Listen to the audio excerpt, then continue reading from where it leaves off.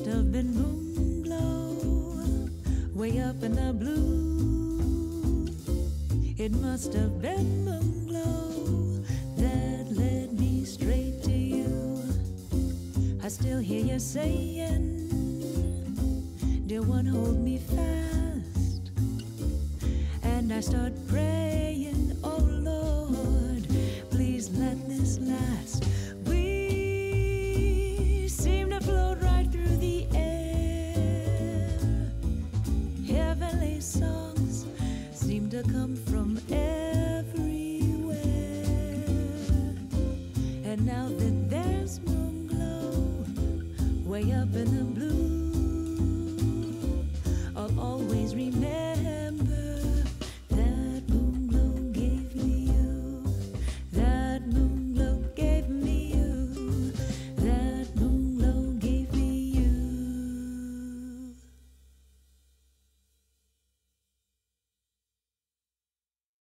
Missed the Saturday dance. Heard they crowded the floor. Couldn't bear it without you. Don't get around much anymore. Thought I'd visit the club. Got as far as the door. They have asked me about you. Don't get around much anymore. Oh darling, I guess my mind's more at ease. But nevertheless, why bring back old memories? Been invited on dates. Might have gone, but what for? Awfully different without you. Don't get around much anymore.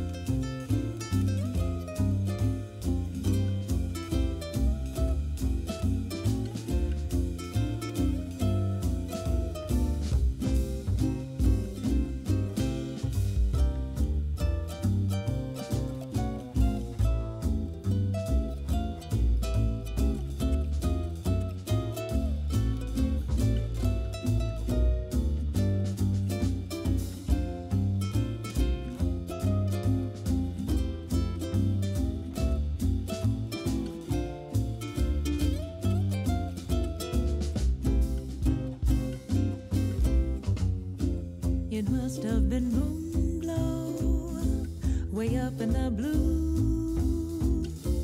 It must have been moon glow that led me straight to you. I still hear you saying, dear one, hold me fast. And I start praying, oh Lord, please let this last. We seem to float right through the air. Heavenly songs seem to come from everywhere. And now that there's moon glow way up in the blue, I'll always remember that moon glow gave me you. That moon glow gave me you. That moon glow gave me you.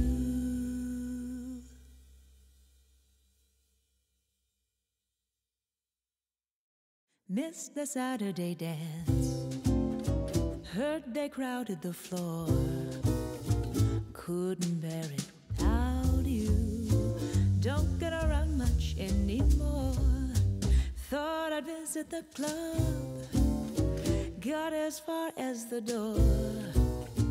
They have asked me about you. Don't get around much anymore. Oh darling, I guess my mind's more at ease. But nevertheless, why bring back old memories? Been invited on dates. Might have gone, but what for? Awfully different without you. Don't get around much anymore.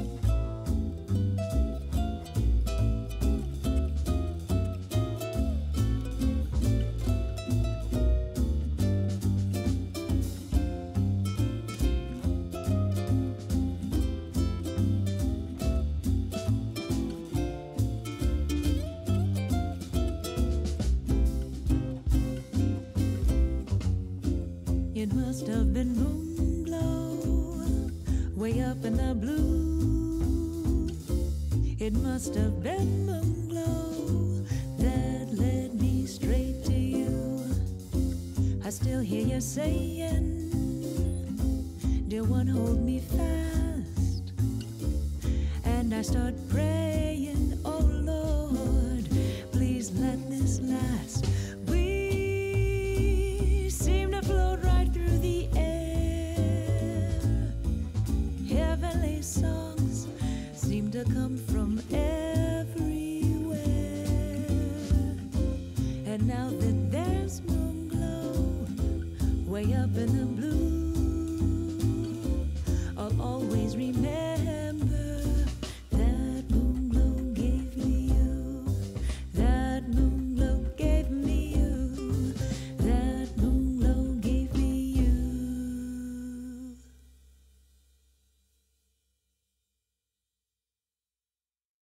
Missed the Saturday dance. Heard they crowded the floor. Couldn't bear it without you. Don't get around much anymore. Thought I'd visit the club. Got as far as the door. They have asked me about you. Don't get around much anymore. Oh darling, I guess my mind's more at ease. But nevertheless, why bring back old memories? Been invited on dates. Might have gone, but what for? Awfully different without you. Don't get around much anymore.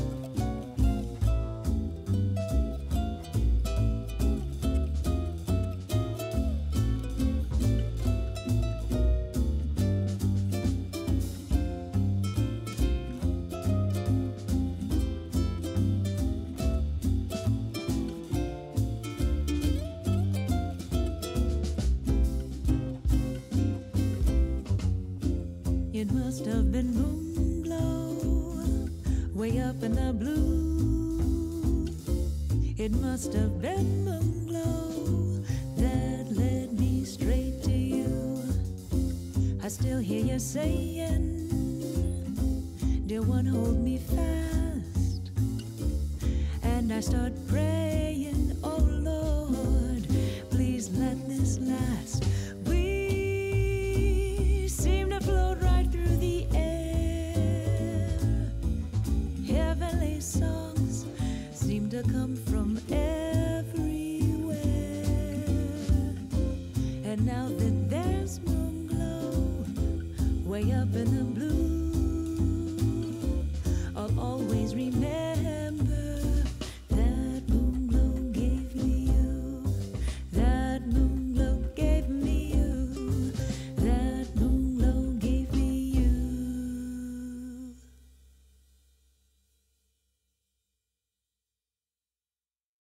Missed the Saturday dance. Heard they crowded the floor. Couldn't bear it without you. Don't get around much anymore. Thought I'd visit the club. Got as far as the door. They have asked me about you. Don't get around much anymore.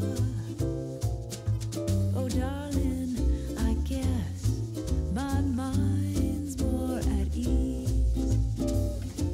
But nevertheless, why bring back old memories? Been invited on dates. Might have gone, but what for? Awfully different without you. Don't get around much anymore.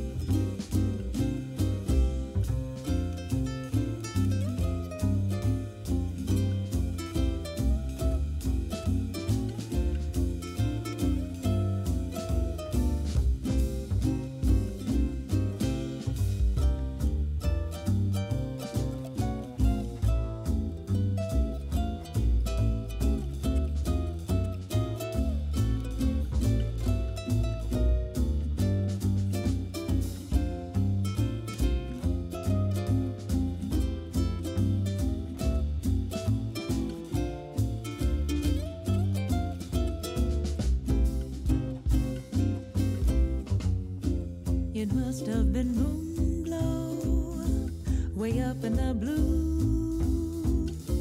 It must have been moon glow that led me straight to you.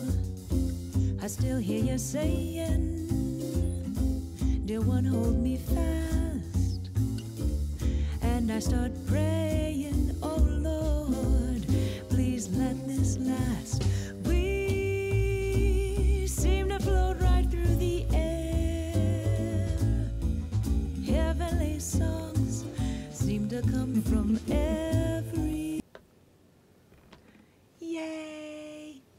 Uh-oh. Oh, I'm not there yet. Let's see. I'm coming, guys. And your thing is on? It should be.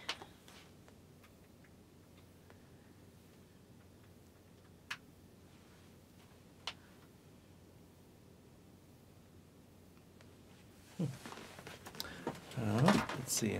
We're working it out, folks. We'll be right with Okay, you. let's switch to here for just a second. Let's see.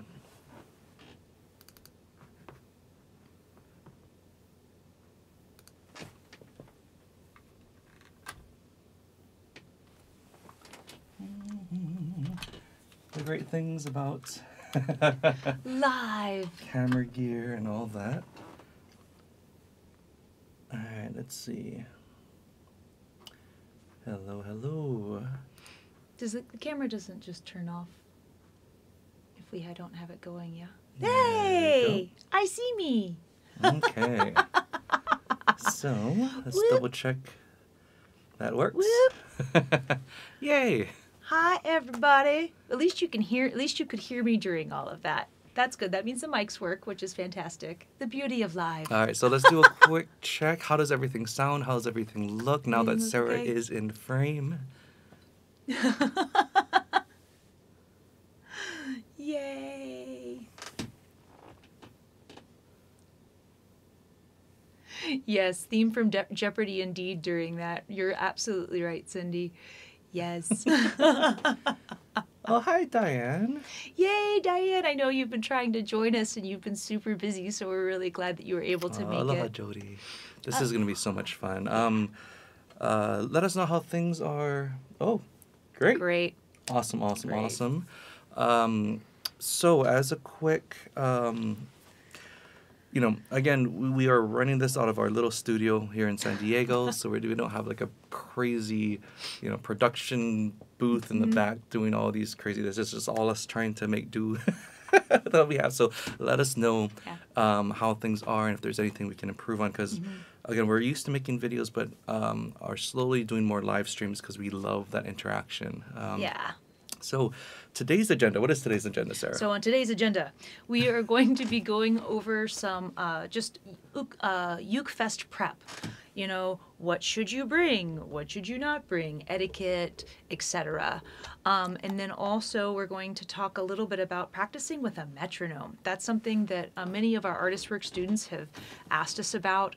Metronome versus a drum machine versus playbacks, etc. Because all of that stuff is incredibly important in order to be able to get your own internal timing down, which would be something that you really want to do, especially if you're going to play with others. And also, we will be working on a song called In a Little Hula Heaven.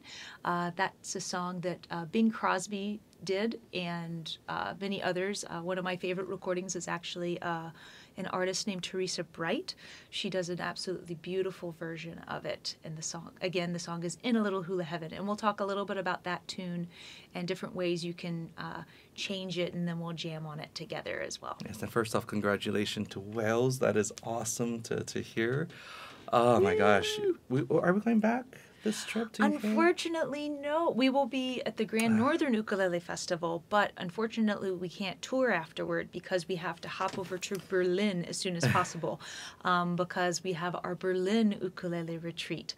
So that one is literally right after the Grand Northern Festival. Okay. Aloha Teko, it's great to see you from Japan. Woo! Aloha, aloha. And again, for those of you who are tuning in just from a random link or heard about us, again, my name is Craig Chee. This is Sarah Maisel. Hi. We have been teaching and performing the ukulele for 15, 18 years, something like that. Something. I think 15 is probably closer.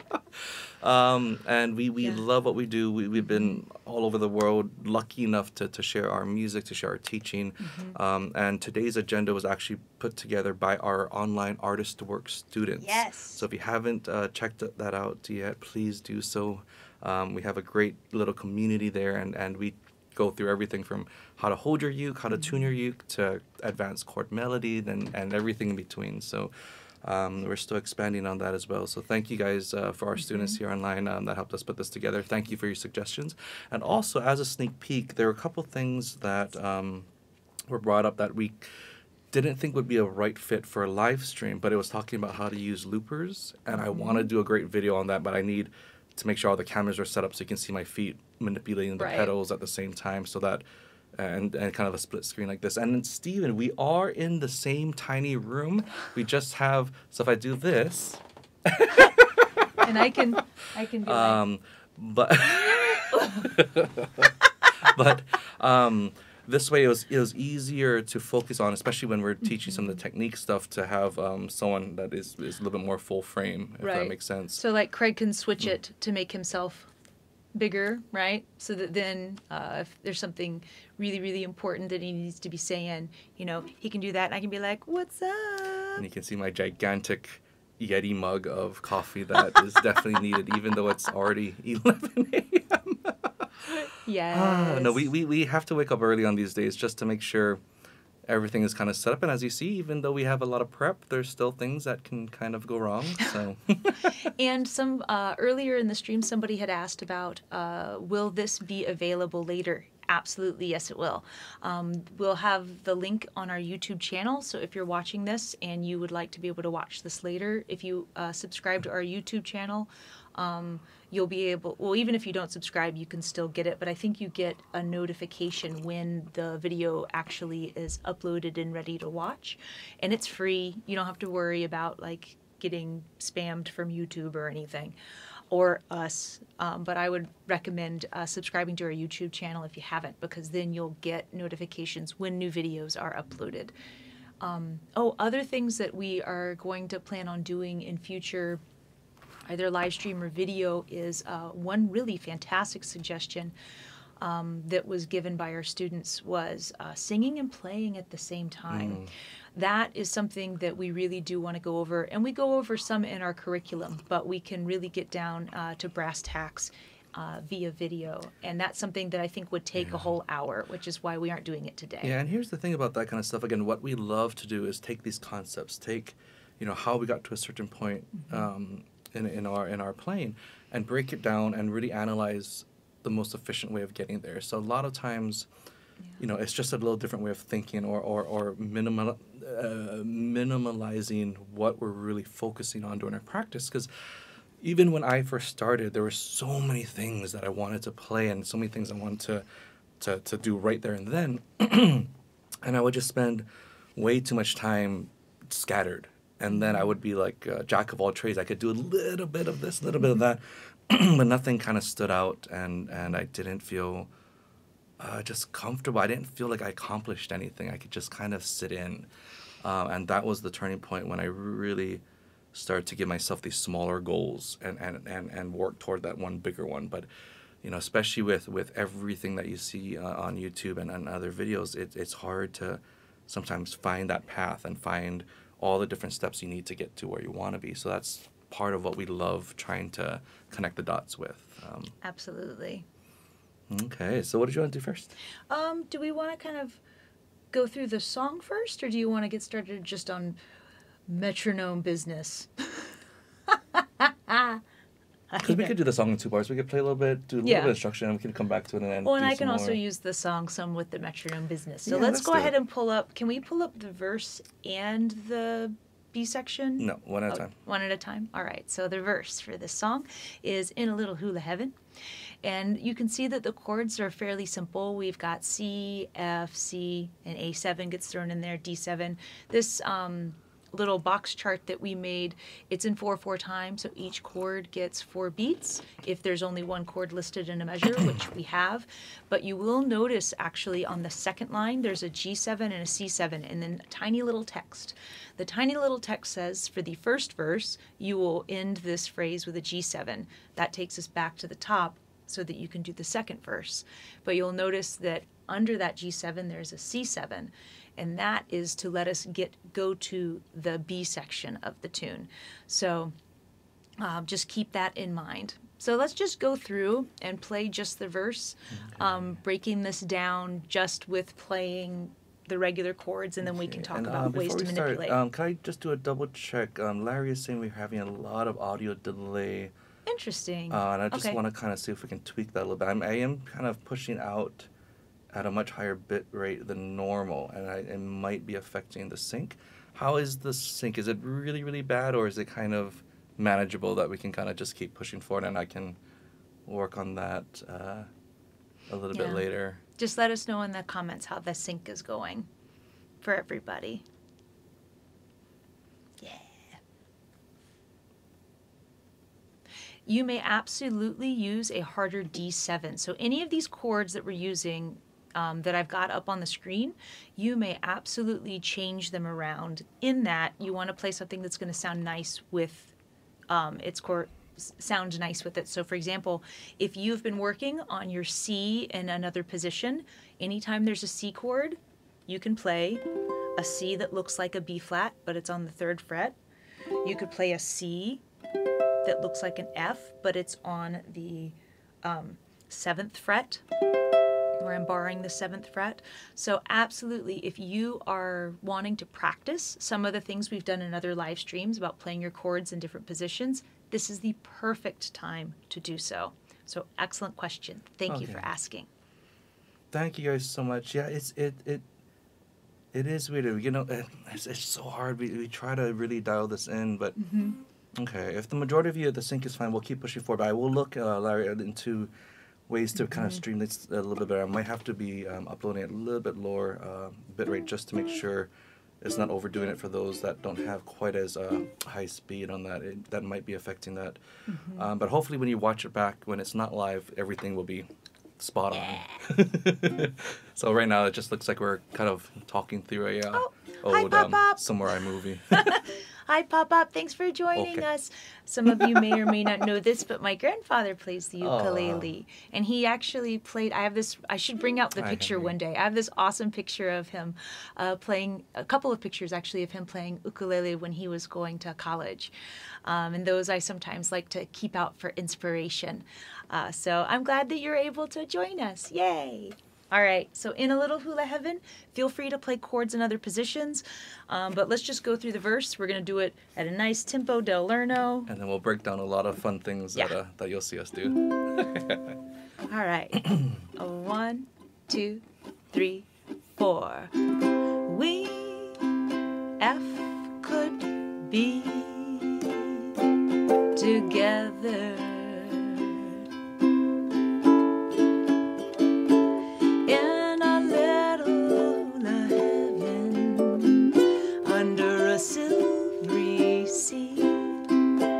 G7,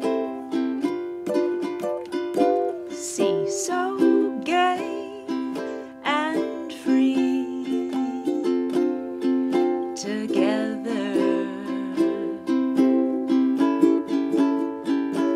in a little hula heaven under a koa C7 tree. And we'll just stop there for now.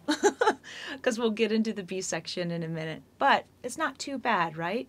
And if you're trying out different chords that we've talked about in past live streams, hopefully you're having fun making your different transitions and things. Let's go over the verse one more time. Let's play it a little bit faster, and then we'll go over the second section of the song. Sound good? All right. All right. 1, 2, 3, 4. We could be together in a little hula heaven over a silvery sea. G7. So gay.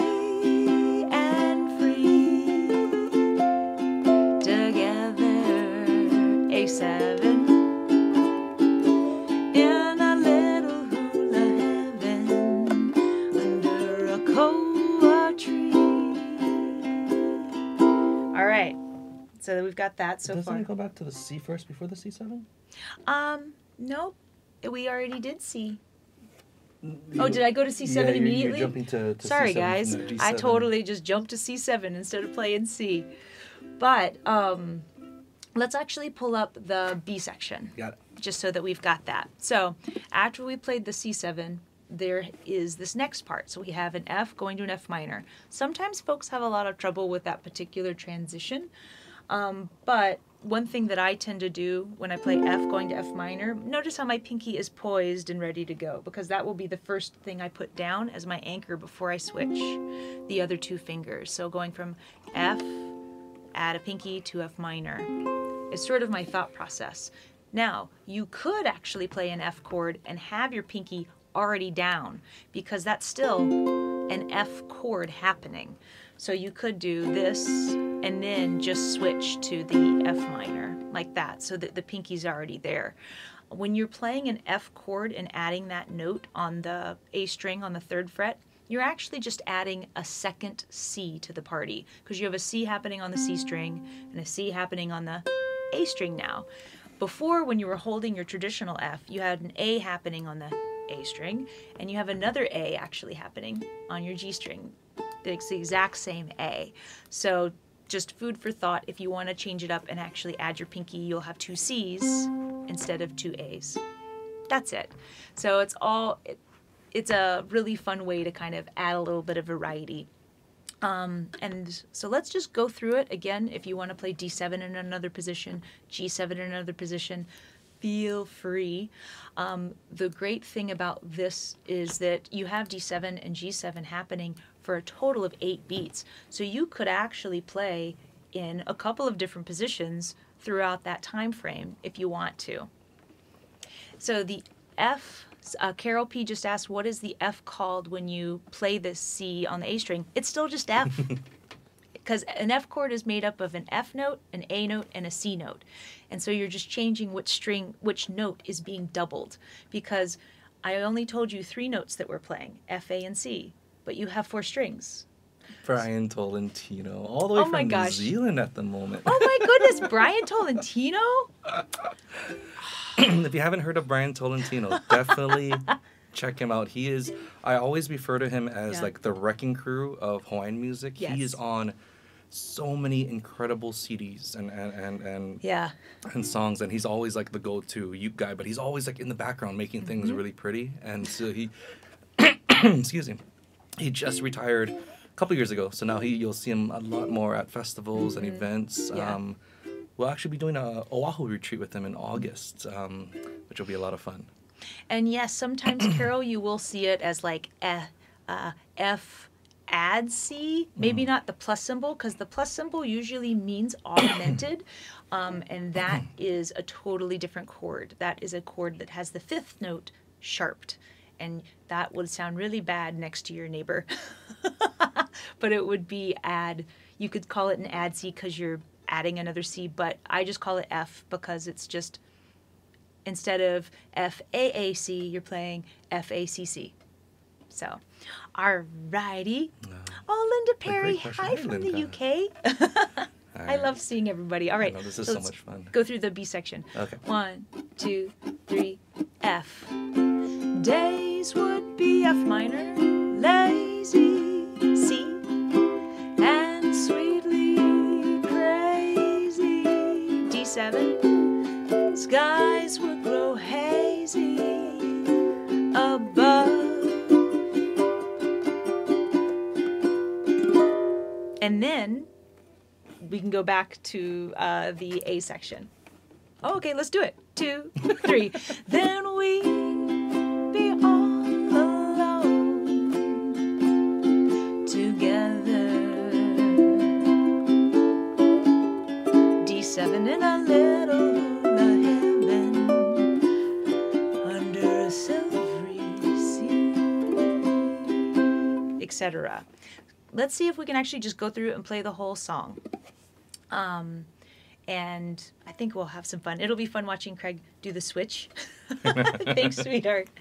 Alrighty. And for the ending, I'm actually going to call out some chords for our ending that we will not have an overlay for. So just be mindful of that. So it's 2 verses, then that B section, and then another verse, and then we will end the song.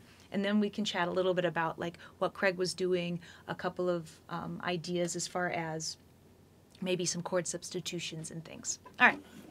1, 2, 3, 4. We could be together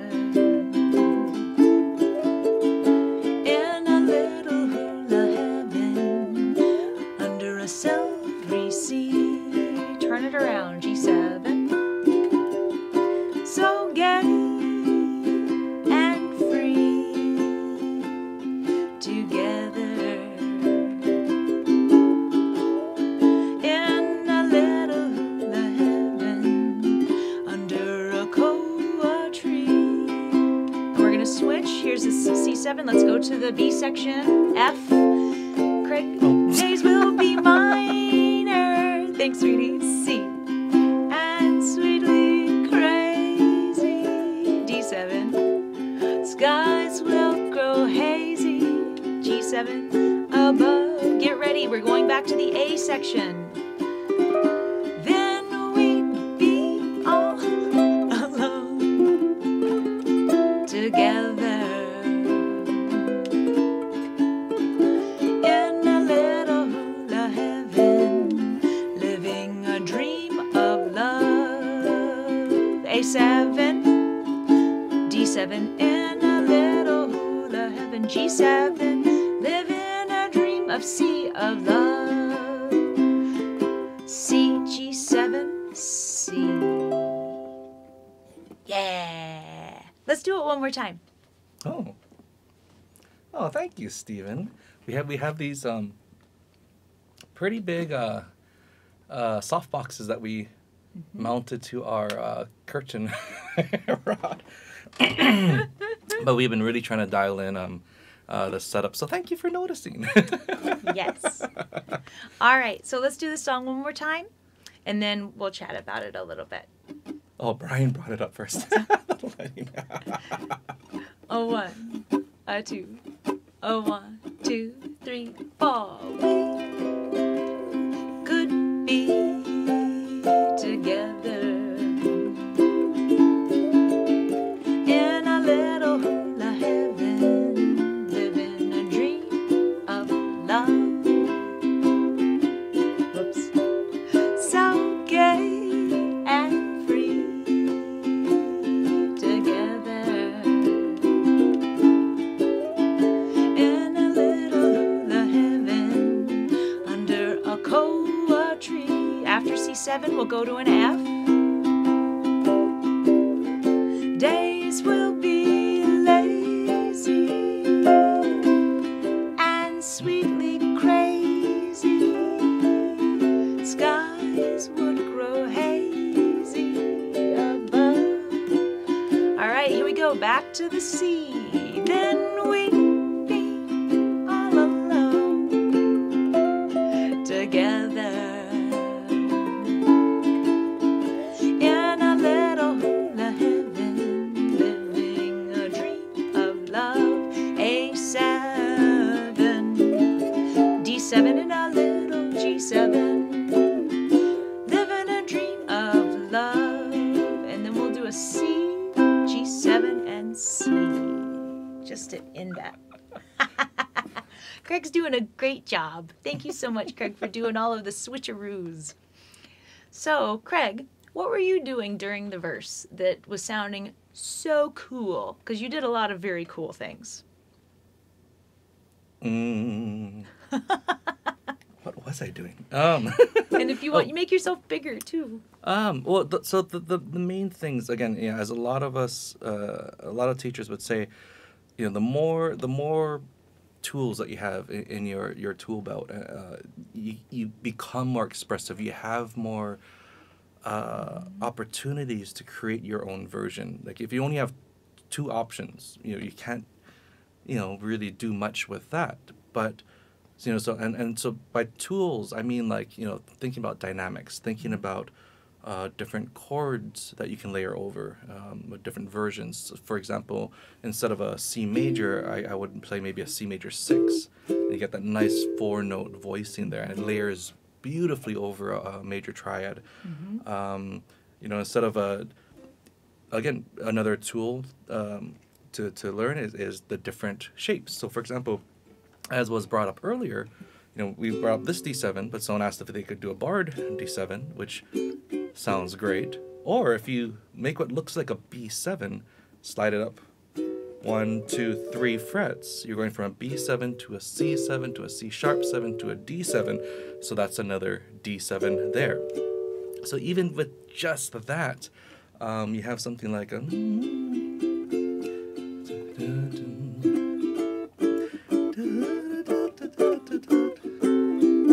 Already have this great movement over shapes that you already know. So I mean, you know, we always talk about just expanding the amount of tools that you have. And it doesn't necessarily have to be like a crazy right hand technique or a crazy voicing. A lot of this stuff is things that you already do. Yeah, so it's a matter of taking what you do and trying to analyze how you can incorporate that in your playing already. Yep. You know, another thing that I did a lot was add this 9th note. So in that shape up here, bar 5, middle finger on the C string. So that's our D7 up here. But then ring finger on that 7th fret on the A string. This is what's called a D9 chord, which layers over D7.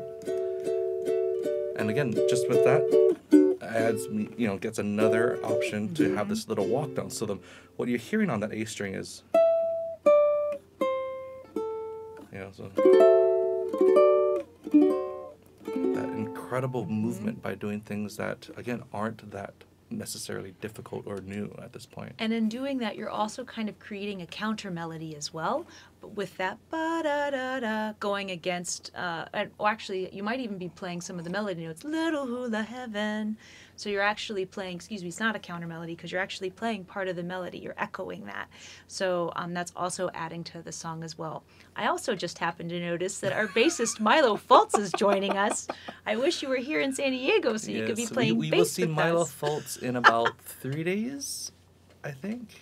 So in 3 days we'll be in the San Francisco area. We're going to be Yes. doing a concert with Cynthia Lynn and and Ukulele.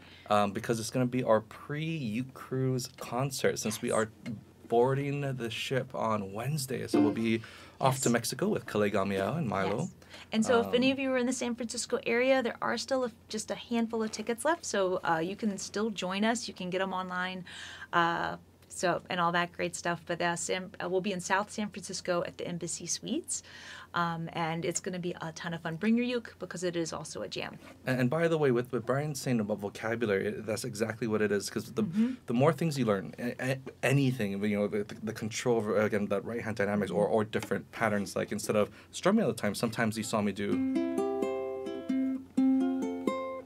Where simple, like a simple inside outside roll, which is again inside strings, thumb, index, outside strings, thumb, index.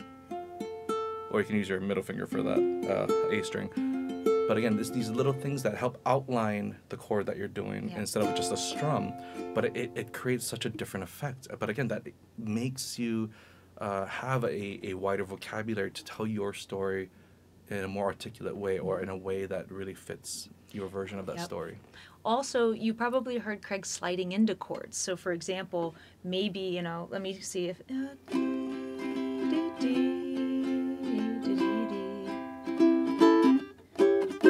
Maybe he's in a second position A7. He might do that.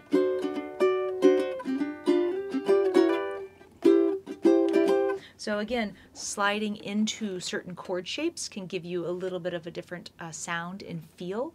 And I know that I heard him do some of that. One other fun little thing that you can also do is when you have a C, in this particular case, we have a C going to an A7. And anytime you have, well, I'll get into semantics. I'll get into like chord names and stuff later, but one trick that you can do in this particular tune is you can actually walk down to the A7. So instead of playing C, if you throw in a C7 instead during that part, and we play it, say, on the 3rd fret.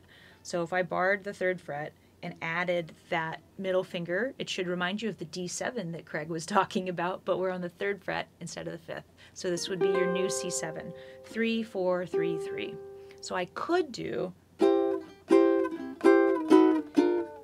and walk down to that A7. And in fact, instead of me switching to my index, I could even keep it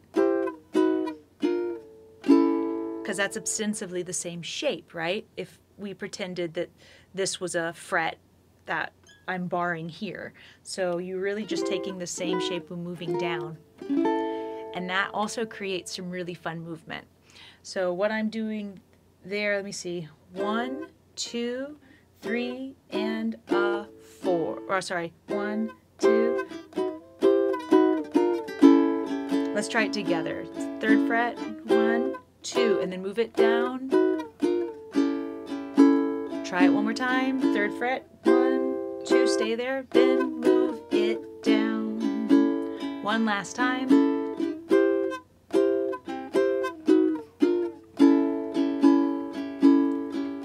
So if I was to actually try that in the song, it would be playing C and F and then C7. 1, 2, move it on down. D7, G7, and back to C, etc. But that would be where you could potentially add that. One thing to keep in mind is let your neighbor know you're going to do that, because it won't sound as pretty if they're constantly playing C that whole time. They should join you in the walk down and join in on the fun too. Yeah. And again, to showcase how, again, why it's so important to know these shapes. You know, that D7 on that 5th fret, that looks like the C7 Sarah just did. If I went up from there, 1, 2, 3, 4, 5, and barred 10 with the middle finger on 11 on that C string. Yeah. This is a G7, which again goes back to how I can walk. And again, I can add that 9th note on that ring finger on that 12th fret. Then I can make what looks like a D7 barred on the 7th fret, ring finger on the 8th fret. But again, there's so much movement from shapes that we already know. And it's just about where you're starting that chord shape. Yeah.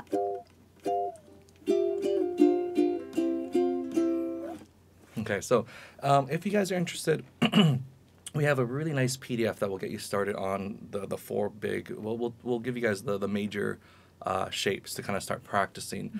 Send us an email at cheemaisel@gmail.com. I'll write it real quick in the comments. Yeah. Oh, hi, John. cheemaisel@gmail.com. Sorry you can't finish joining us, John, but I'm glad you're able to make it. Well, again, this video will be up later, so if you have to leave early, it's all right. You'll still be able to watch this at a later time frame. But definitely, send us an email if you want that PDF to kind of just get started. We have a nice, beautiful, color-coded shape thing. It's actually one of the PDFs that we created for ArtistWorks. So if you're one of our ArtistWorks students, you actually already have access to those PDFs. You actually have access to all of them that go through all of the shapes. You just have to look in your movable chord shape lessons in the intermediate section in order to get those. Now, there's a couple things I'm going to add to that song a little bit later, but let's start talking about our second guy for now. All right. Do you want to talk about festivals or the metronome? Let's do festivals, because again, so if you didn't know, a lot of our online students had no idea that there are ukulele festivals all around the world. From we've been to Australia a bunch of times, to the UK, Berlin, Canada. I mean, it's absolutely incredible, and so we had a bunch of questions on what for first timers especially. What kind of things should they bring, expect, that kind of thing. So. Would you have it first? So, for one quick thing before we move on, Jody actually asked a really good question, which was the quick strum that Craig was doing. Hi, Piper. Oh, hi, Piper. Quick strum. What quick strum? He was probably doing it and didn't realize it.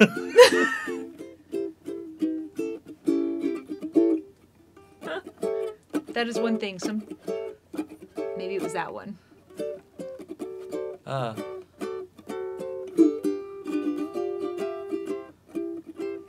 It might have been that triplet. So sometimes I hope this is what you're referring bigger, to. Honey, so they can see you. So I hope this is what you're referring to. Is sometimes I'll add a little bit of a pickup notes before coming in with that kind of punch. So kind of going along with Sarah said about kind of sliding into a chord, I'll do a quick down, up, to the chord. So one more time.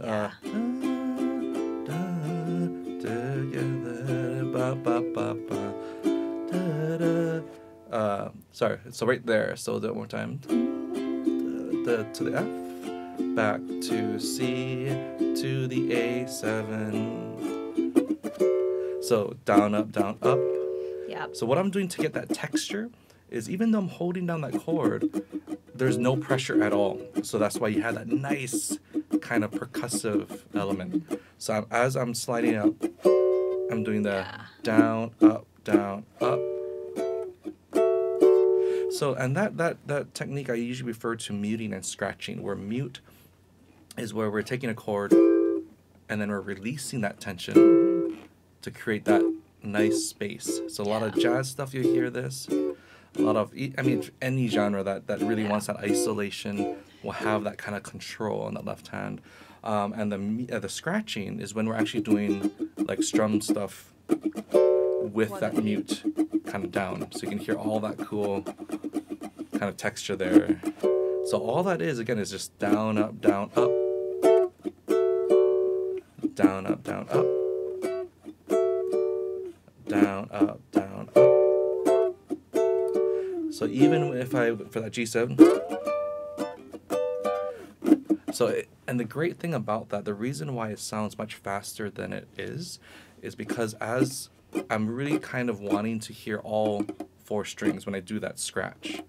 And that's why it sounds like it's even faster than it is. So when I do down, up, down, or I'm sorry, up, down, up, oh, sorry, down, up, you have that kra, kra, kra. And you can even add a fan in there to even emphasize that even more. So fan, up, down, up. And the cool thing too, I think timing wise, he's actually kind of doing a pickup. It's like 4 and then 1 is when he hits the chord. So that's the other thing to kind of keep in mind when you practice that kind of technique. And it's the cool thing about it is if you're listening, you can kind of instinctively know there's going to be a chord change about to happen because he is playing at the tail end of the 4th beat of the measure prior.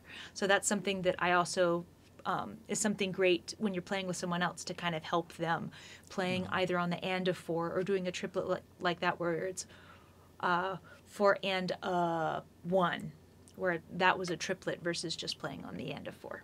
Yeah, and aloha karo, one of the great things for people who are discovering that kind of percussive element, you usually start off with chunking, which is just this hand.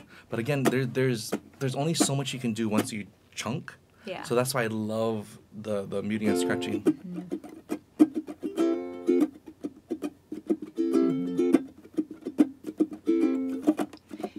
So you have so many more options and again more control. And also it's not as in your face as chunking. You can do it with a really nice chunk, a really nice touch. And you can also do it a little bit. I feel it's also a technique that you can do at faster tempos because you are manipulating with this hand as opposed to with this hand. And also for those of our artist work students who are like, where is that in the curriculum? I think it's in the intermediate section and there's muting and scratching Yes, we have lessons. a huge section on that. So definitely, I think Brian Liebauer is doing a great job with that section right now too. Yeah. But great question, Jody. Thank you so much for asking that. Yes. Jumping to festivals. Yes, festivals. All right. So things to bring.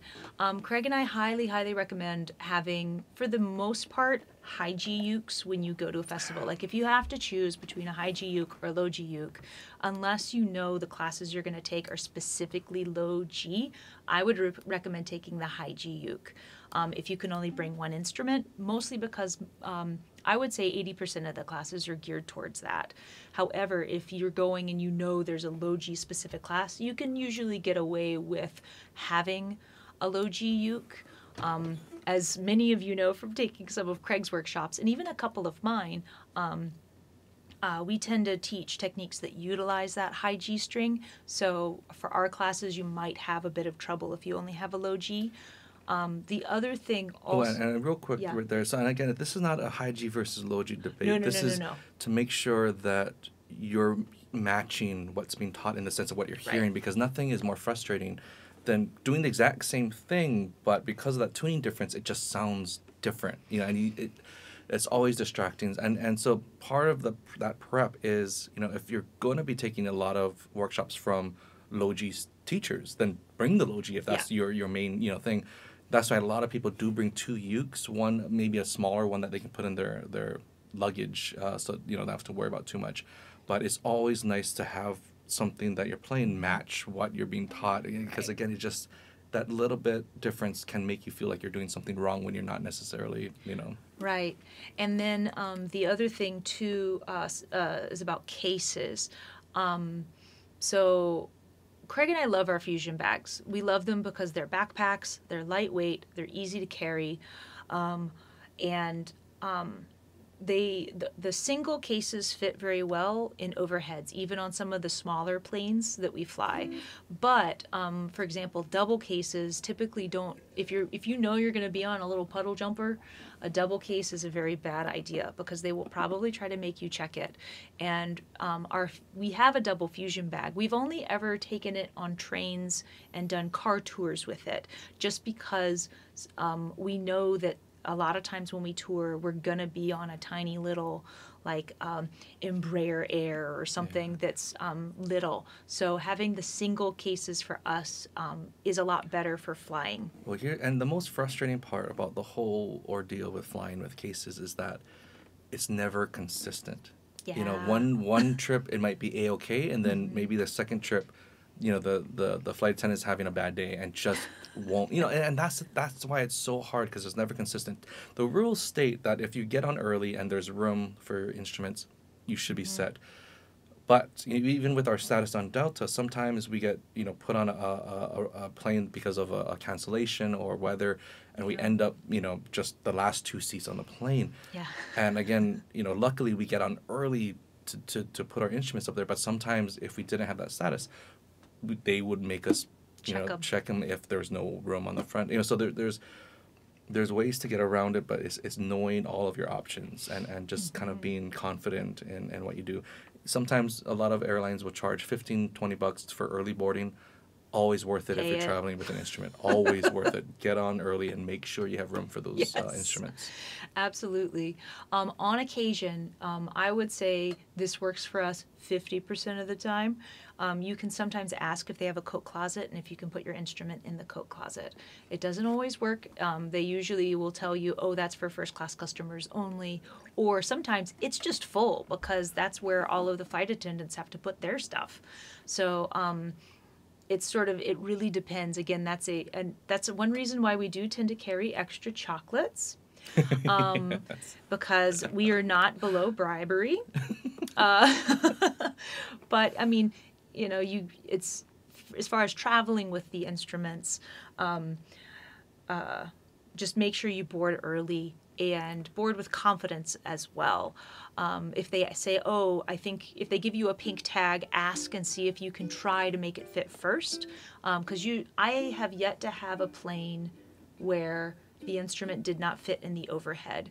Even on Ohana, which is run by Hawaiian Airlines, flying from Oahu to Molokai, the ukulele fit perfectly in the overhead. It was the only thing that would fit in the overhead, but it fit in the overhead just fine. I think, actually, I take that back. There's one plane where the uke wouldn't fit, and it was a CRJ that Delta had, where they had the sliding doors instead of the regular ones. But the other side had the regular doors, so it was fine. But if all that was left had been the sliders, we would have had issues. Yeah, and luckily, because there's 2 of us, they tend to nest. And even if we had a double, I mean, we do have a double, and that one we can fit because it takes the place of like 2 carry-ons in that sense. But if I was by myself, I probably would not travel with the double, if that makes sense. And we typically have the Urban series from Fusion, and it's a soft case with really nice thick padding. Yeah. And the reason is, especially when we're doing a lot of events and traveling, we want something comfortable between things and light. So that's why we don't necessarily like to travel with hard cases. Even though it is more protection, we just watch it more carefully. And again, we pay, if we're not upgraded, we pay for early boarding if we're not on Delta, just to make sure, we get them up there, and just keep watching them as people walk in so they don't try to push things and whatnot. And most of the time, as long as you warn them beforehand, so I'm so sorry that is full, or, we have an instrument there, I'm so sorry. They're going to be understanding, but, it's like anything. When you're having a bad day at the airlines, at the airport, you don't take it out on the gate agent or any that kind of stuff. You just, you know, grin and just bear and just go with the flow. And you gotta be as accommodating as possible, but just stand your ground. You don't want anything under the plane. And most times, again, if there's room on the top, you should be golden. Yeah. So just get on early. Yeah, and depending on the size of your instrument, if you have a soprano, sometimes that actually fits under the seat in front of you. And then you know where it's at and you don't have to worry about it. I think we've had one flight where we actually had enough space to fit a tenor uk. So actually we fit both of our ukuleles. I take that back. Under the seat in front of us. It didn't have one of those bars in the middle, so we actually were able to do that with our tenor cases, yeah, Paul, which that is shocked me. Awesome news. Aloha, Greg. Yes. Now, as far as, like, once you're at the festival, and you've got your, you have one, maybe two ukes, if you would like. I wouldn't say you need more than two. And if you play baritone, I highly recommend, you may certainly bring your baritone, but do keep in mind that 90% of the classes are geared towards soprano tuning. So bring a capo and just capo your 5th fret for the class and go through it pretending that your instrument has a much shorter neck. That way you will match the rest of the class. You won't have to transpose on the fly. And then you can go back later and transpose, because you can play everything in your first position because all of your shapes are the same. But in order to just make class easier for you and the teacher, having a capo would be super, super helpful. Yes, it does mean when you capo that 5th fret, if you're traditionally tuned baritone, you will have a low G when you capo it, but that's still better than having to think about changing everything on the fly so you can play in your first position chords. Just try to match everybody else. That's something that we even tell our online students when you play with us in the lessons. Capo that 5th fret, that way you match, and then later you can go back and transpose it. Oh, speaking of other fusion artists as well, we have Neil Chin. Oh my gosh, hey Neil! Brian has a fusion bag as well. Yes. Aloha, Neil. Neil was on our Uke Cruise last year, and we'll actually be doing a surprise event with him next year that we'll share with you guys soon. Yes. We're almost done with the planning of it. Now, real quick, there are some, I don't recommend,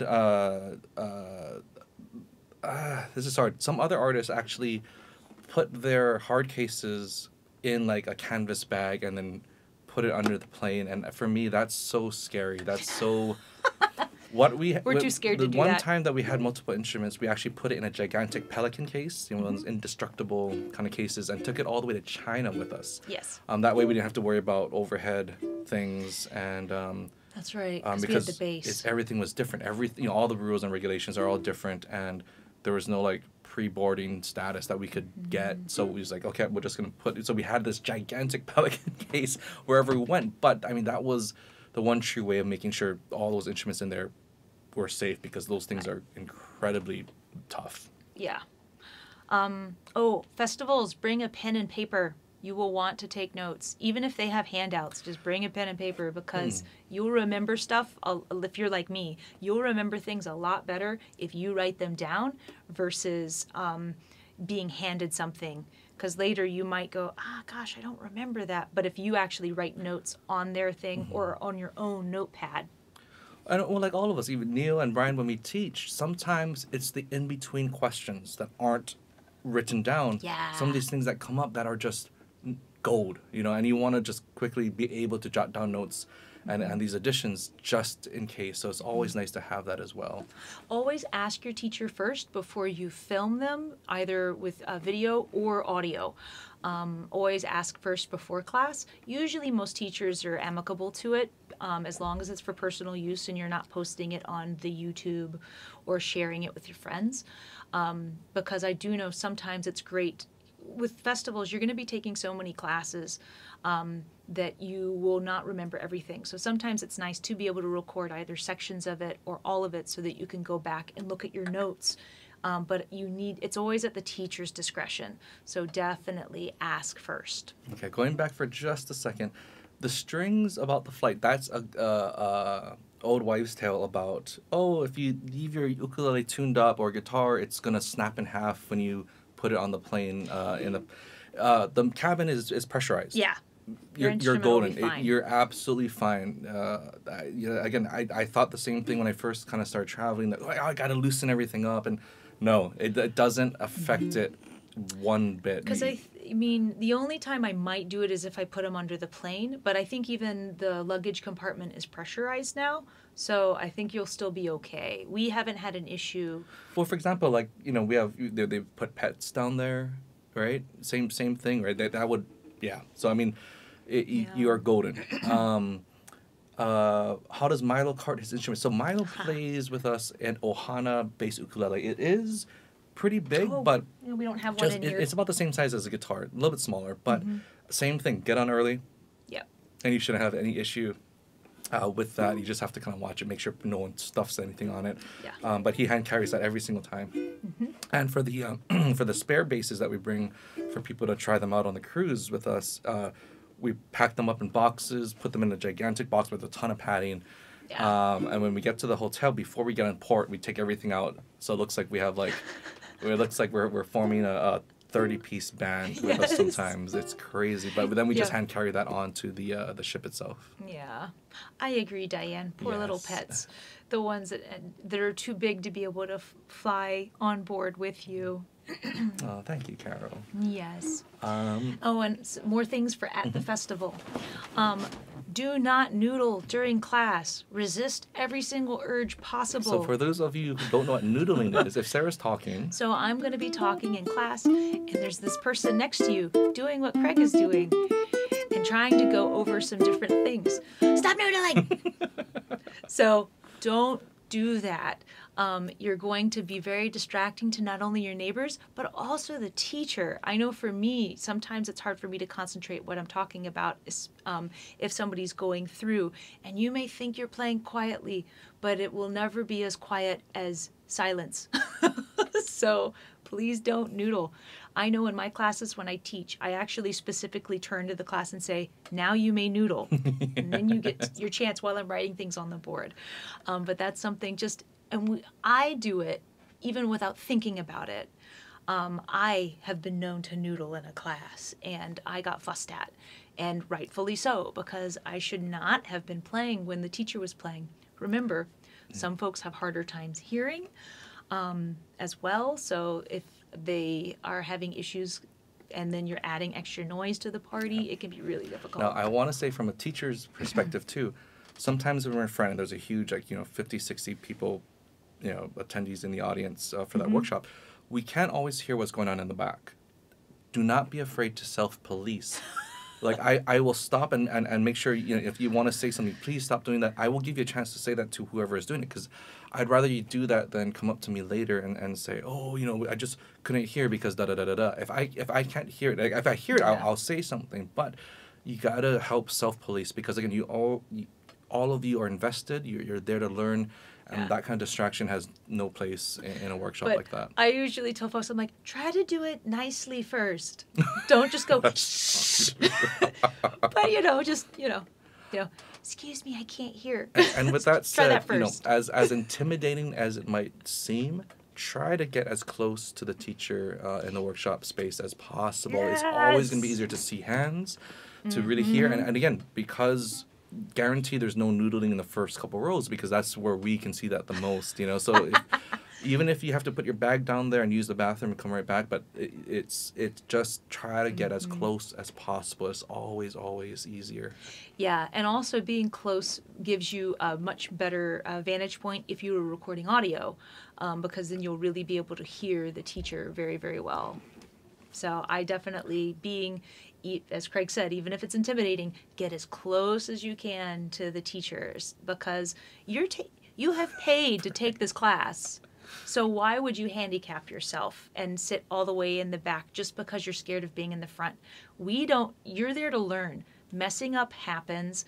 Do not ever be afraid. The thing I always say in my classes is, if you play a wrong note, what's going to happen? Nothing. No one will die. Kittens will live. It will be fine. So do not ever be afraid of playing wrong notes, because the only way you will learn is by making mistakes. If you get it right all the time, I don't think you're doing I don't think you're practicing hard enough, in a sense. Where can I find a list of ukulele festivals? Well, Ukulele Magazine, right? Ukulele Magazine has a decent list. There's a couple good ones. I'll try and... Because I don't know what there's no definitive list, huh? There is not. Ukulele Magazine, I feel like, is one of the more complete definitive lists. But if there's a particular artist that you're really interested in seeing, many times you can go to their website and they will have wherever they're going to be listed. And the Ukulele Magazine we're talking about is Ukulele Magazine as opposed to Uke Magazine. Uke Magazine is a UK one, and they actually might have listings for things happening as well. I'm not sure, but I know Ukulele Magazine, the American magazine, does have listings online as well as in the magazine itself. Sometimes I will actually just Google and say, Ukulele Festivals 2019, and sometimes a bunch pop up. Sometimes not. I can't remember if Ukulele Hunt has them or not. Okay, well, we're going to speed through a couple other ideas before, because I really want to get a little bit into the playing with the... the metronome. I typically recommend bringing a bottle for water, mainly. Yes. There are some places where they're not easy to find water. And so having something on you, we tend to get dehydrated, especially... events that are in like a hotel. So like Reno Ukulele Festival is a great one, but it's just hard to stay hydrated because there's so much going on, and it's really you're dry. walking a lot, and it's very dry. And it just makes you more attentive during class. You know, it's one of those things that you just got to remember to keep hydrated. Two, don't be afraid. You know, for some of the festivals where it's all in one price and like Tunes in the Dunes,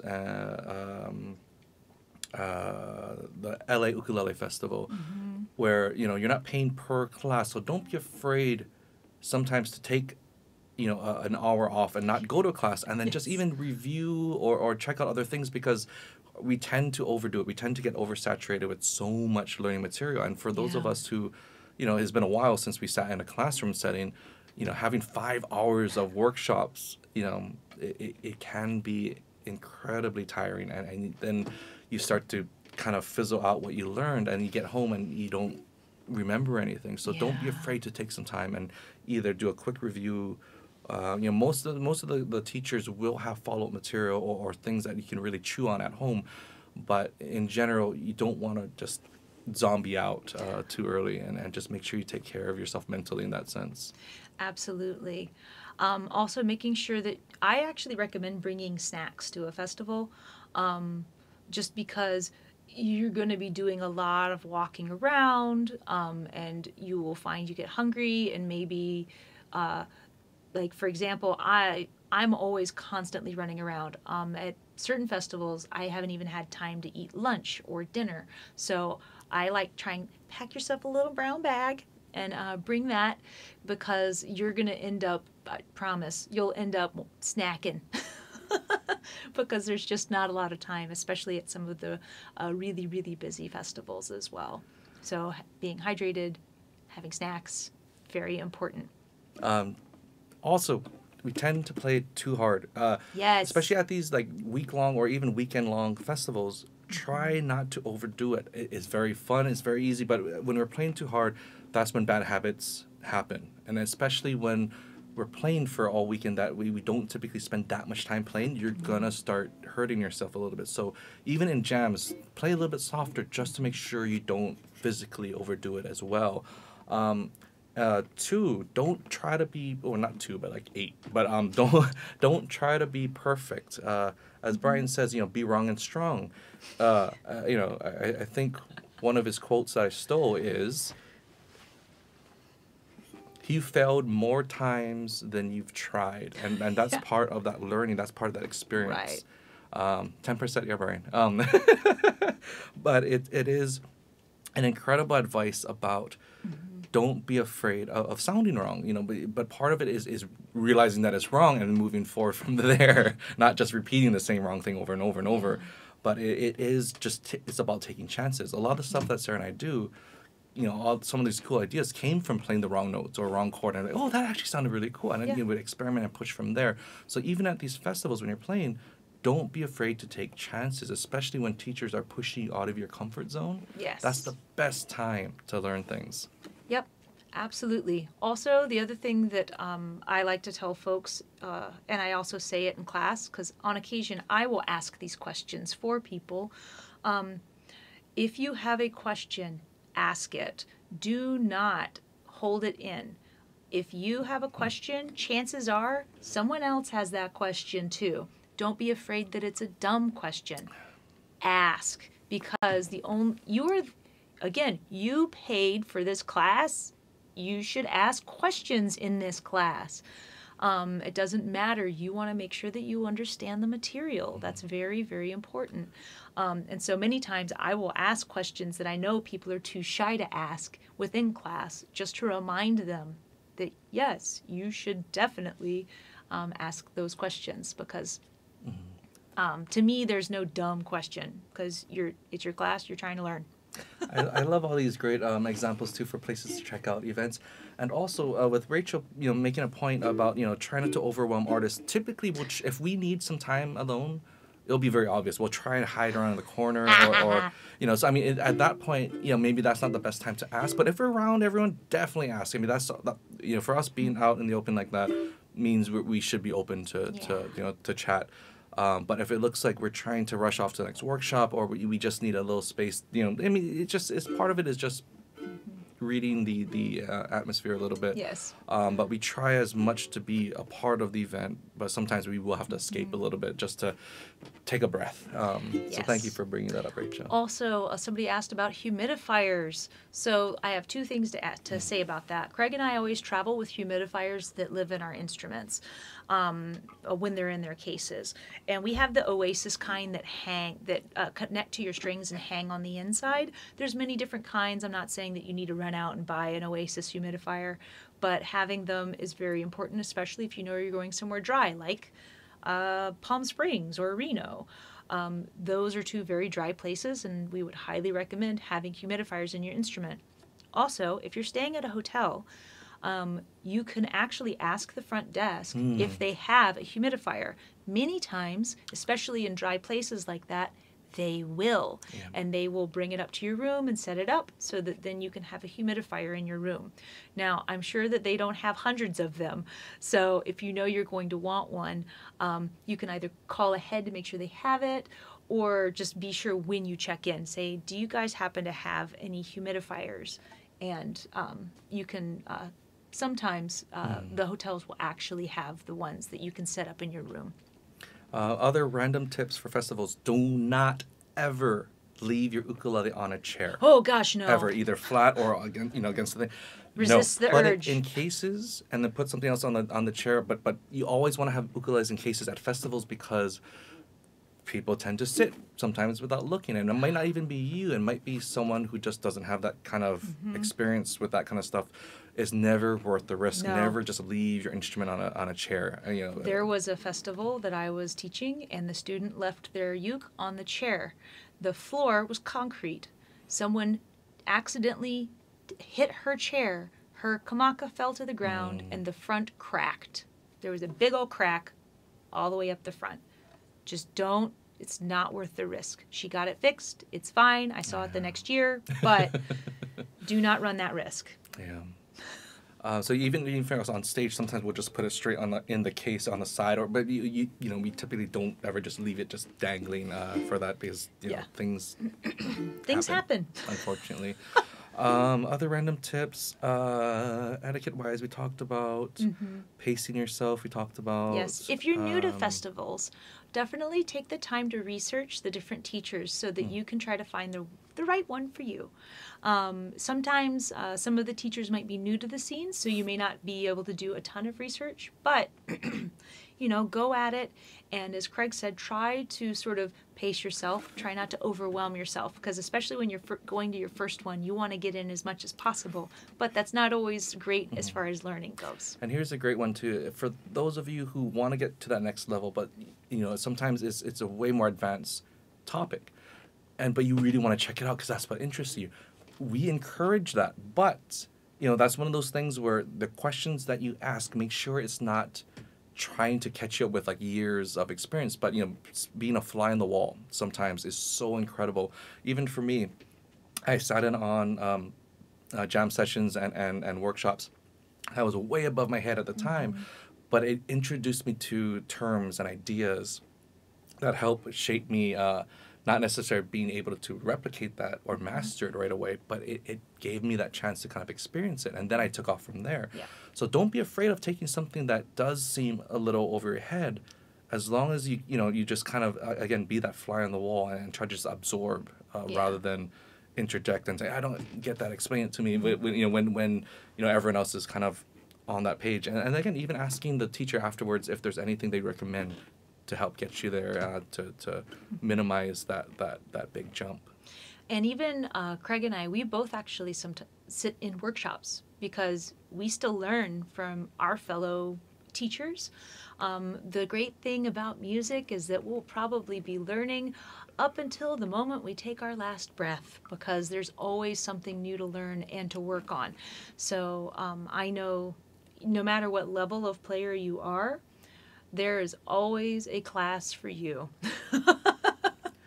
So definitely sit in on classes. No, even if you're like, I'm pretty fantastic, you never know. You might, like, for example, I sat in on one of Abe Lagrimas's classes, and it was something really simple, but he went through and was talking about building chords, and he said something that kind of like turned on a light bulb for me, where I thought, I knew that information, but that was a really great way of presenting it. Oh my gosh, that makes so much sense. So you never know what little nuggets you might pick up, even if you're in a class that is an potentially easier one or hard one. So what we might do at this point too, because I know that we're forgetting a couple of things, we'll make a list, and if you guys send us that email for that PDF, we'll also send you the list of some tips for festivals as well. I want to move forward now because we're running out of time a little bit, but let's push on to practicing with a metronome / drum machine type of thing. All right. Because it's such a great tool, and I'm going to take myself out of frame so they can focus on you. All right, folks. The metronome. Most musicians' most hated tool, unfortunately. So, practicing it with a metronome is really, really important. Both Craig and I had to do this when we were playing violin, or I played violin and he played cello, right? And we definitely benefited a lot from that. A couple of reasons why you want to practice with a metronome is it helps you with your own internal timing, so that when you are going to play with someone else, your own time is is set and is really good. Also, it is a great way for you to be able to practice potentially hard sections of songs or techniques, and trying to make yourself play in time. So you can use it for strumming, you can use it for single notes, etc. So right now, can we just put up the verse for In a Little Hula Heaven? Because then we can practice with that. And this is just strum stuff for right now. Now, I'm going to start us with a metronome, and I'm just using a free one on my phone. You can buy an app, but I'm actually, if you go onto your web browser and you type in online metronome, one will pop up, and you can use that too. So I have mine set at 80 right now with my online metronome. It's very exciting stuff. Hopefully you can still hear it. And now, it's always right. Always. So, all right. What I'm going to... Oh, hi, Pop-Pop. I'm sorry. I just noticed my grandpa was just saying that you never stop learning. It's very true. All right. So I have my metronome set 80. I'm just going to go through the chord progression, only playing down. So I'm only playing on the beats. This is super simple, I know. If you want to make it more difficult, try playing these chords in other positions as you go through this. So only down strums, no ups. 1, 2, 3, 4. And then F,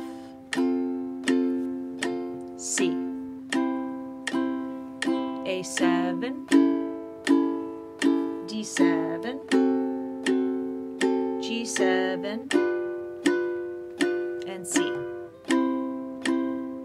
G7 if I was going to play it again.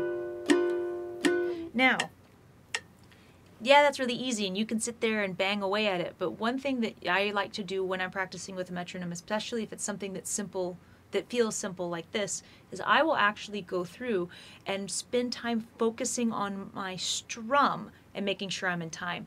What I'm doing when I'm thinking about strumming and playing with the metronome is, how wide is my strum?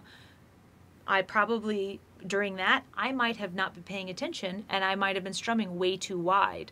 Typically for when I'm strumming, I want my strum to really only be about as wide as my fretboard. It might mean that I don't actually hit all of the strings as I go through it, and that is totally fine. You don't need to hit all of the notes, especially if you're continually strumming, right? So I'm going to do it again, except this time I'm actually going to really concentrate on this hand as opposed to not paying attention at all, because I was not paying attention at all. I was just trying to play with the clicks. Now, side note, if you have trouble playing with the clicks, what I highly recommend is before you even start strumming and playing stuff, have the click go. There we go. And tap your instrument and try to tap in time.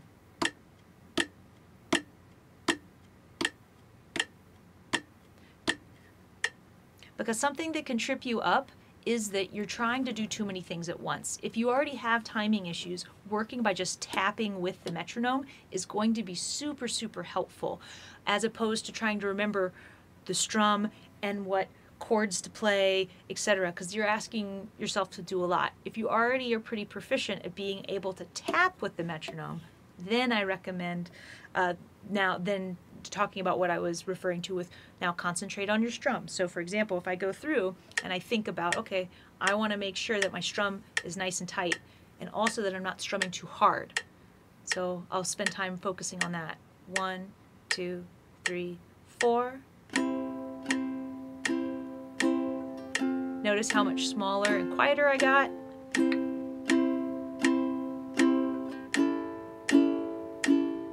I can also play with dynamics. I got off on timing there though.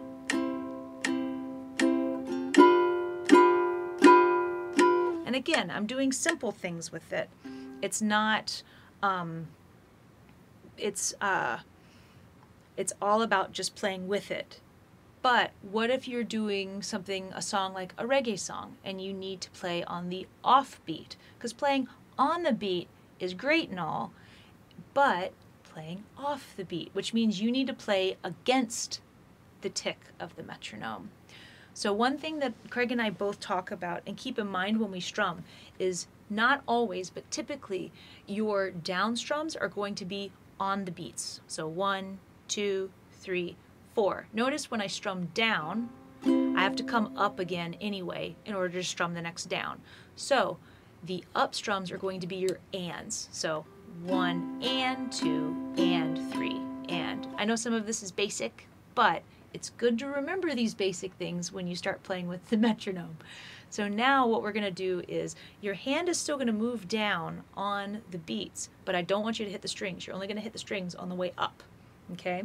Right now let's only play a C chord just for a little bit. So again, 80 beats is just where I'm at. I'm only going to strum on the ups, but my hand's still going to do the down motion because I have to do that anyway in order to come up. So only C. 1, 2, 3, 4. 1 and. You can count out loud if it helps. 1 and 2 and 3 and 4 and 1 and 2 and 3 and 4 and. Singing and playing up strums is a whole other beast entirely, so don't necessarily try to sing the song and do that at the same time, but playing on the offs. So let's actually play in a little hula heaven, and let's go to and let's actually just play up strums. See how we do. And saying the ands is helpful when counting in for when you know you're going to do ups. 1 and 2 and 3 and 4 and 1 and 2 and 3 and 4 and 1 and 2 and 3 and 4 and 1 and 2, 3 and 4 and 1 and 2 and 3 and 4 and 1 and 2 and 3 and 4 and 1 and 2 and 3 and 4 and 1 and 2, 3 and 4 and 1 and 2 and 3 and 4 and... Stop! If it's too fast, you can slow it down and practice this at your own pace. You want to be able to, when you practice with a metronome, you want to play whatever part you're working on. The fastest you can make the hardest transition. So if you can play everything great until you get to, let's say, D7 to G7, and that one you can only play it, 60 beats per minute. Well, then you need to set the metronome at 60 and play the whole thing at 60, and then eventually speed up incrementally. Because something that a lot of us do, and I did lots as a violin player, is I wanted to play things fast. And if you practice playing quickly, sloppily, you will never play quickly and cleanly. So you always want to start slower than you think, and then incrementally speed up. Now, practicing with a metronome can sometimes be very boring and daunting, which is why I also suggest maybe practicing with a drum machine or a playback. So that is actually, I think, way more fun. So what I have one I think that's called Drum Beat Plus, but you can find free apps on your phone. Okay, now while Sarah's getting that ready, I want to mention one thing that we can do. So, especially when you're playing with a metronome, again, and you're playing something that's off the beat, instead of doing, waiting for it to tick up, tick up, tick up, tick up, don't be afraid to do something physical to help with that downbeat, because there's still something there, even though it's a rest. So even if you do like a kind of lean in on the 1, 2, 3, 4, 1 and 2 and 3 and 4 and, or same thing with like stomping your foot on that downbeat, but it's something physical that you're doing still on that rest to help kind of keep that vibe going. 1 and 2 and 3 and so don't be afraid to get really physical with it as you're starting out, to really sync everything up. Yes, very, very good. That is something that's super handy. So I just have mine. This is one that I practice with on a semi-regular basis, a particular rhythmic thing. It's kind of loud. Let me turn that down. All right, this is set at 95, jazz swing. And what app is this? This is Drum Beat plus cymbal. So it's Drum Beat plus cymbal. But I'm doing and I didn't buy it. I have the free version, which means I don't have all of the fancy drum beats that it can do, because I don't really care. I didn't really care about having, heavy metal and stuff like that. So this is just one that's called Jazz Swing. And so 2, 3, 4, a 1, 2, 3, 4. And if I want to just practice with this, it's in perfect time. It has a little bit of a swingy vibe to it because of what the hi-hat and everything is doing. And then I can play these same chords with this, and this is in perfect time just like the metronome, and it's more fun. So a 1, a 2, a 1, 2, 3, 4, C, F, and I'm just doing downs. C. I messed up. Bad timing. D7. G and C. Let's do it again. Let's see if I can get better. Back to C.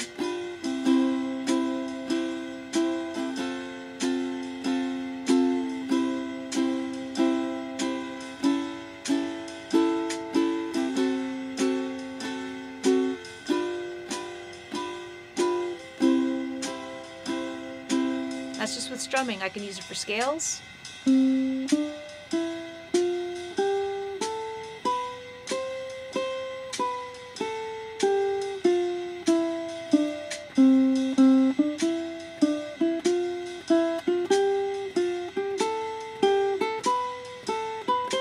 etc.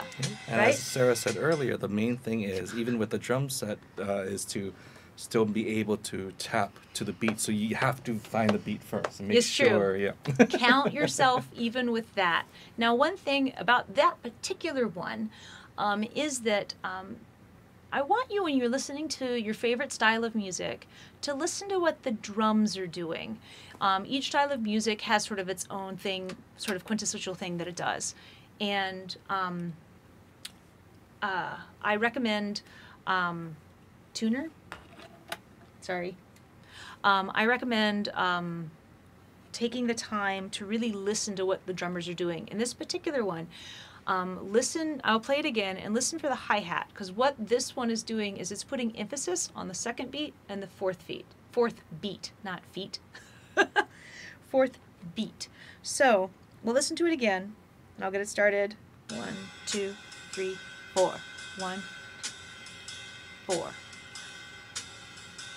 So you can hear where the emphasis is in this particular one. 2, 4. 2, 4. So if you're practicing swing, for example, and you're wanting to put emphasis on 2 and 4 when you're playing a song, this would be a great thing to listen for, because that's what your drummer would probably be doing for you if you were doing swing style. So I'm just going to play a little bit of In a Little Hula Heaven, but putting emphasis on the second and fourth beat. 2. And I'm going to do like a very exaggerated version of it.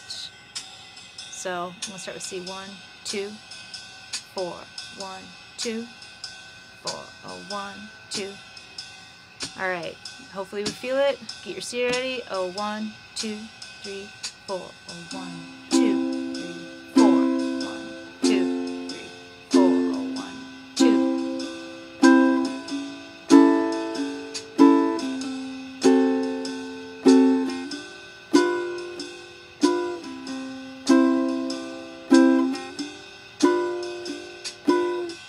So what I was doing there was, on the first beat, I was only really hitting the top 2 strings. And then on the second and fourth beat, it was a full strum. Now I did that purposefully, just to be able to ensure that I was only emphasizing those specific beats. So I find that doing that in my practice, and it's simple stuff, but it will really give you a chance to really hone in on that.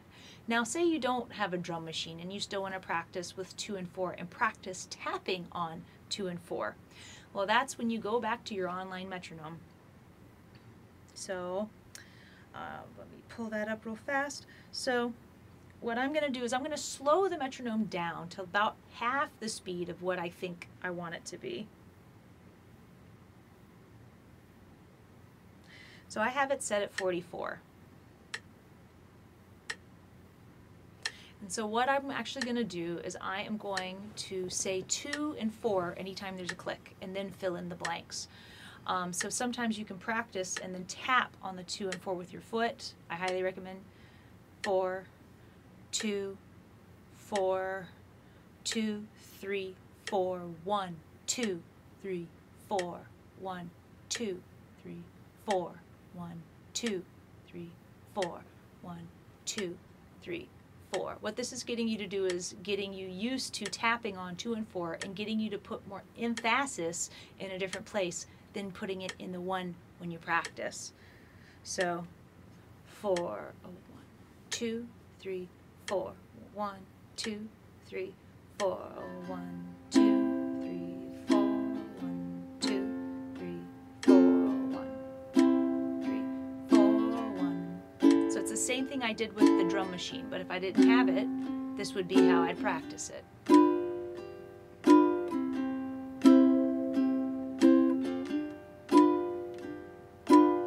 Right?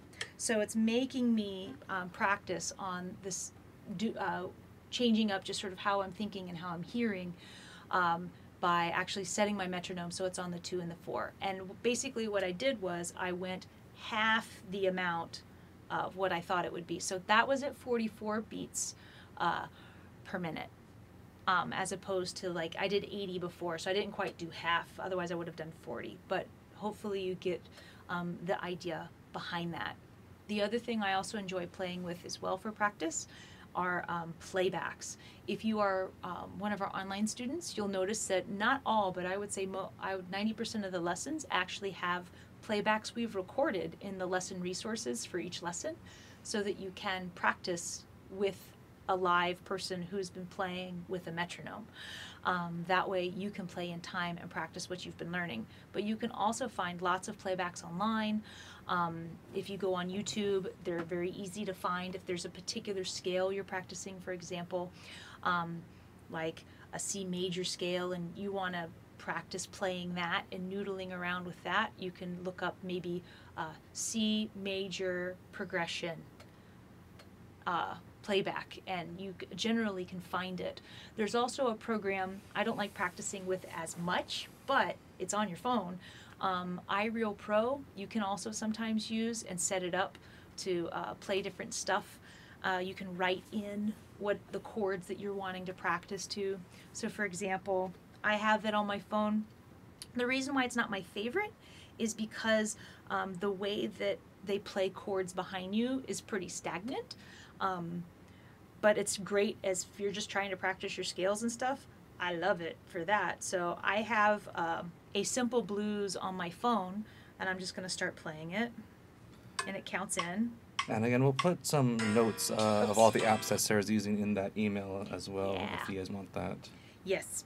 All right, so I'll start this. Whoops. Let me actually stop it. So the chords I'm going to be playing are C7, or the chords that are playing on this are C7, F7, and a G7. But for now, I will just do let's see. I'll just go through just some noodling right now. But that was my minor pentatonic or minor blues scale. But going through and practicing with this, even with just your chords, I'll just do chords for now. C7. I could practice it in another place.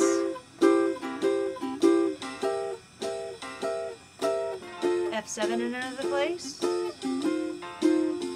C7. So you can kind of get the idea of being able to practice with something that has chords. You can then practice with somebody, and that's another reason why I like using playbacks, is you actually get to play against somebody else, which I think is really, really awesome. Okay, so let's wrap things up. And again, if you guys want to send us an email, we will get you a bunch of different things in a list going for you. So again, I'll write that one more time in the chat. Yes. But going through practicing with a metronome is very important, as well as practicing with playbacks is fun. Drum machines, I think, are more fun than metronomes, and they're all in perfect time as well. But those are just some fun things. We chatted also about festivals, and we went over a little bit in a little hula heaven as well. Don't forget to email us so that you can get the PDF for your movable sheets. We'll go full circle, and we'll play through the song one more time. Woo! And this time, if you notice, and this is something that Sarah did earlier, didn't even bring up again, but when she's singing, you'll typically want to be as simple as possible, and that allows me the freedom to do some of the fancier stuff, especially, and we had the question, is there a rule about when I play on and off the beat? The secret to that is no. I mean, but you always want something steady, and so in this case, and sometimes we'll flip it, but Sarah's going to kind of hold it down and keeping that nice tempo and that nice rhythm, and I'll kind of play off of that. For example, and even, using a different song, this is a very percussive element too. So like, let's say we're doing Stand By Me, we just don't want to do, for me, it's out hearing that bass line, that boom, boom, boom, boom, boom. So I'll kind of mimic what's important in that phrase, boom, boom, da da, bum, bum, bum, bum, bum, bum, bum, bum,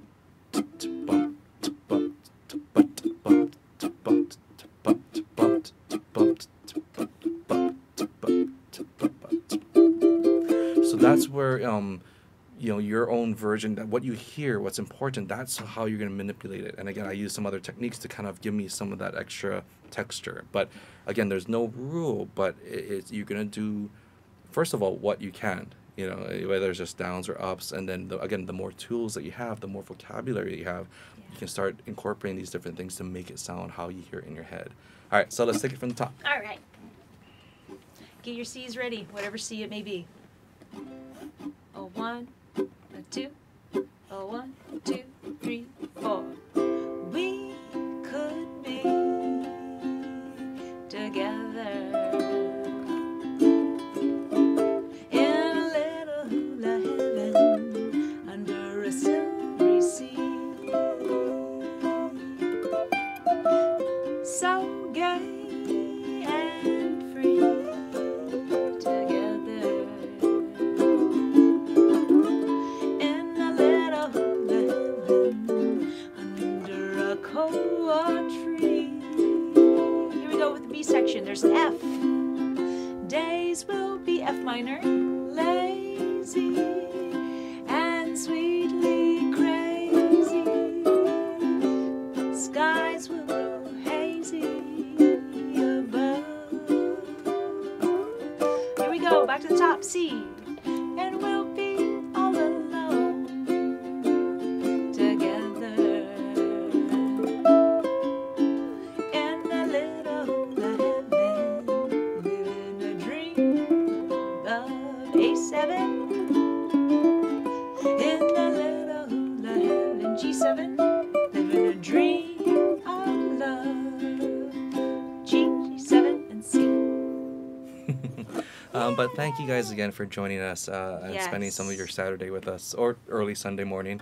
Again, we are home a little bit more this year, so we will be doing a lot more live streaming, Yes. just having some fun with it. Again, thank you to our Artist Work students who helped put together today's topics. Yes. And hopefully you guys have a wonderful weekend, and we'll see you soon. Again, for more information, visit craigandsarah.com, Yep. as well as artistworks.com /ukulele. Yes. And so, again, thank you. Have a great day, and we'll see you soon. Bye, everybody. Aloha.